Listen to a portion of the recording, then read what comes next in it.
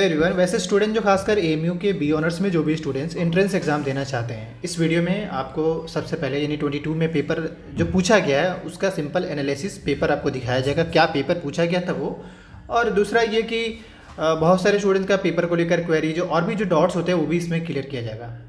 अभी एक सीयूटी एक सबसे बड़ा सवाल है, लेकिन उसका सीयूटी का जो जवाब है आपको विद इन अ वीक पता चल जाएगा कि कौन कौन सा कोर्स है एएमयू का जो सीयूटी में इस बार जा रहे हैं यानी 23 में, और फिर आप उस सबसे तैयारी भी जारी रखेंगे। लेकिन उससे पहले बता दें 22 में ये सवाल पूछा गया है, यानी ये क्वेश्चन 22 का है और हम आपको क्वेश्चन वाइज करके वो सारा, हालांकि ये सेट ए है पेपर का, बाकी ये 4 ऑप्शन है। आप वीडियो पॉज करके भी देख सकते हैं हर एक क्वेश्चन को और अपना आंसर, वरना एक तो ये है कि अगर आपको इस क्वेश्चन पेपर चाहिए तो वीडियो के डिस्क्रिप्शन बॉक्स में इंस्टाग्राम का लिंक है, वहाँ से एक्सेस कर सकते हैं। दूसरा, मैं उससे पहले ये बात ऐड कर दूँ, ऑलरेडी हमारे स्टूडेंट्स एएमयू के बी ऑनर्स में लगभग 5 स्टूडेंट लास्ट ईयर सेलेक्ट हुए हैं, जिसमें रैंक 42 है, 274 है, 300 के आसपास में, जो जिनको अच्छा सब्जेक्ट मिला है। क्योंकि आपको पता ही है कि एएमयू का एक सिंपल बी ऑनर्स का पेपर होता है, फिर आपके मेरिट के बेस पे जो है आपको सब्जेक्ट मिलता है, तो उस बेस पे हमारे स्टूडेंट सेलेक्टेड हैं। आप भी अगर सिलेक्शन लेना चाहते हैं स्टूडेंट फॉर बिहाफ में ऑनलाइन कोचिंग चलाया जा रहा, आप ज्वाइन कर सकते हैं। वीडियो के डिस्क्रिप्शन बॉक्स में डिटेल मेंशन है, आप क्वेश्चन नोटिस करते रहिएगा। बाकी इसलिए क्वेश्चन दिखा रहे हैं ताकि आपको एटलीस्ट आइडिया लग जाए कि पेपर में पूछा क्या गया था। बाकी तो पीडीएफ के लिए तो मैंने पहले ही बता दिया। और पीडीएफ में अगर हम बात करें तो ऑलमोस्ट मैं आपको एटलीस्ट ये कह सकता हूँ कि 2013 तक आपको पेपर प्रोवाइड कर, मतलब 22 से 13 तक आपको पेपर प्रोवाइड कराया जा सकता है। मैंने एक वो भी सारे पीडीएफ होंगे, ओरिजिनल पीडीएफ हैं, मैंने सारे वो कलेक्ट करा है और काफ़ी वक्त लगा था इसमें। खैर इंपॉर्टेंट वो नहीं है, इंपॉर्टेंट ये है कि आप इस एंट्रेंस को कैसे क्वालिफाई करें, वो ज़्यादा इंपॉर्टेंट है। इस इम्पॉर्टेंट में ये है कि आपका 4 सेक्शन सवाल पूछे जाते हैं, एक इंग्लिश हो गया, दूसरा रीजनिंग हो गया, तीसरा इंडो इस्लामिक हो गया, चौथा हो गया स्टैटिक पार्ट, उसी को जीके जीएस कह सकते हैं, यानी कि करंट अफेयर भी उसी में ही आ जाते हैं। इसके अलावा हिस्ट्री, ज्योग्राफी, पॉलिटी, इकॉनमी, ये सब उसमें ही ऐड हो जाते हैं। बाकी इनके क्वेश्चन का पैटर्न तो आप ऐसे ही समझ जाएंगे, जब 4 to 5 ईयर का पेपर सोल्व कर लेंगे तो ऐसे ही आपको आइडिया लग जाएगा कि इसका पेपर किस टाइप का पूछा जाता है। क्योंकि पेपर से ही आपको, वरना में ऐसे मुश्किल, जिसका बहुत सारे स्टूडेंट्स ऐसा पूछते हैं कि सर लाइक लूसेंट पढ़ ले तो हमारा सिलेक्शन हो जाएगा। बिल्कुल नहीं, आप किसी एक बुक पे ऐसे फोकस मत होइए। हाँ, ऐसे ही है कि इनका जो लेवल है वो 12th का है, तो आप ये कर सकते हैं कि 11-12 का एनसीईआरटी और लूसेंट का बुक अगर फोकस कर लेते हो तो इतने में तो आराम से आपका सिलेक्शन हो जाएगा। लेकिन साथ ही आपको रीजनिंग पे थोड़ा पकड़ बनाना पड़ेगा, इंग्लिश पे पकड़ बनाना पड़ेगा। तो ये सारी चीज़ें हैं जो अल्टीमेटली सिलेक्शन की बात करते हैं, या सिलेक्शन रेट इन सब पे डिपेंड करता है। साथ ही इंडो इस्लामिक भी, अब क्योंकि आज के टाइम में कुछ भी नहीं तो इसका जो कट ऑफ है वो अराउंड 50 से 60 के बीच में जाते हैं।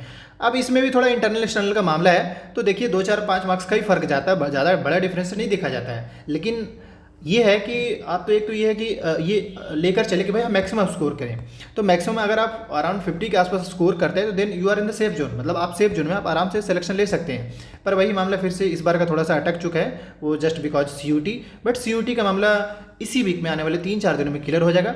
बाकी एएमयू को लेकर, फॉर्म्स को लेकर, एंट्रेंस एग्जाम को लेकर जो भी अपडेट्स आते हैं, अगर उसको लेकर आप अपडेटेड रहना चाहते हैं, आप इस चैनल को सब्सक्राइब कर लिए, अल्टीमेटली फ़ायदा आपको ही होगा। Already last year so next देखिए, इस तरीके से ये सारे सवाल पूछे गए हैं और इम्पॉर्टेंट सवाल है। लेकिन अब ये देखें कि कोई भी स्टूडेंट 100 मार्क्स पे किसी का भी सिलेक्शन नहीं, मतलब कोई भी स्टूडेंट 100 स्कोर नहीं करता है, रेयरेस्ट ऐसा होता है। इसका ये मतलब है कि आपको 100 पे ध्यान नहीं देना है, आपको कितने पे ध्यान देना है, 100 आउट ऑफ एटलीस्ट 50-60 आप लेकर चले, होपफुली आपका सिलेक्शन हो जाएगा। और पेपर उस तरीके से होते हैं, पता है दिक्कत कहाँ होता है? दिक्कत वहाँ होता है कि आपको पेपर का आंसर पता है बट आप फिर भी गलती कर देते हैं। क्यों? क्योंकि आप जल्दीबाजी कर देते हैं, आप दिमाग उस टाइम कहीं और यूज़ करने लगते हैं।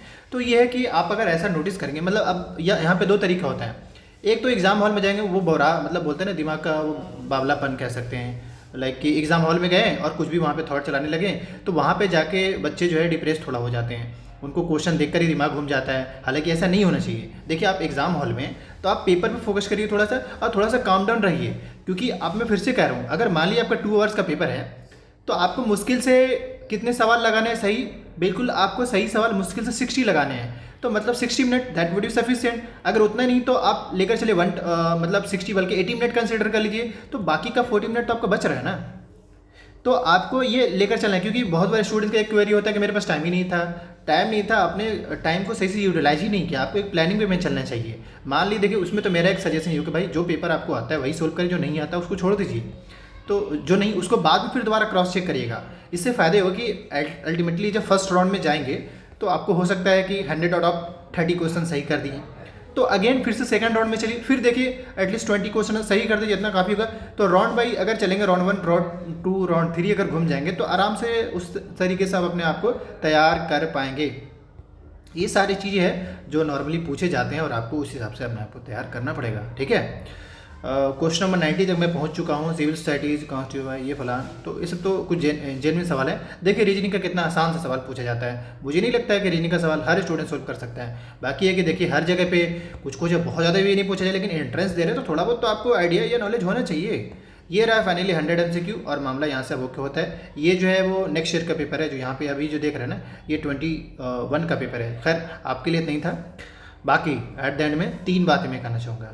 फॉर्म को लेकर अपडेटेड रहने के लिए चैनल को सब्सक्राइब कर लिए, या एंट्रेंस एग्जाम को लेकर, क्वेश्चन पेपर को लेकर वीडियो के डिस्क्रिप्शन बॉक्स में इंस्टाग्राम का लिंक है, एक्सेस कर सकते हैं। और तीसरा, ऑनलाइन कोचिंग ज्वाइन कर लिए, क्योंकि ऑलरेडी हमारा स्टूडेंट सेलेक्टेड है, तो ज्वाइन करने के लिए वीडियो के डिस्क्रिप्शन बॉक्स में व्हाट्सएप नंबर आप मैसेज करके डिटेल ले सकते हैं। Thank you.